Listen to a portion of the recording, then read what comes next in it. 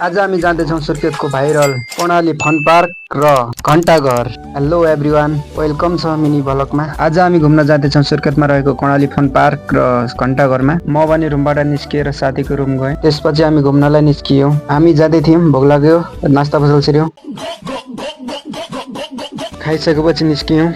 पहिला हामी जाँदैछौँ हालै सञ्चालन भएको कर्णाली फन पार्कमा। हामी भने फर्स्ट चोटि जाँदैछौँ। फाइनली हामी पुगिसक्यौँ, गेटबाट भित्र छिर्यौँ, टिकट काट्यौँ। टिकट भने 2 थरीको पाइने रहेछ। स्विमिङ गर्नलाई 700 र घुम्नलाई 100 रुपियाँ रहेछ। हामी भने घुम्नलाई मात्र आएका थियौँ। यहाँको ठाउँ हजुरहरूलाई देखाउँदैछौँ, हेरेर इन्जोय लिनु होला।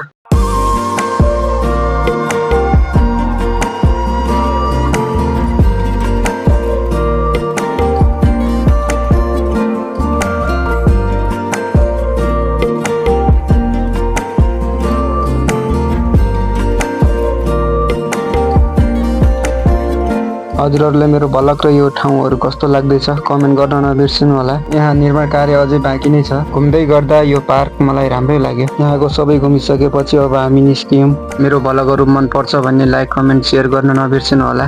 आजलाई यति नै, अर्को भ्लगमा भेटौँला। हस् त, बाई बाई।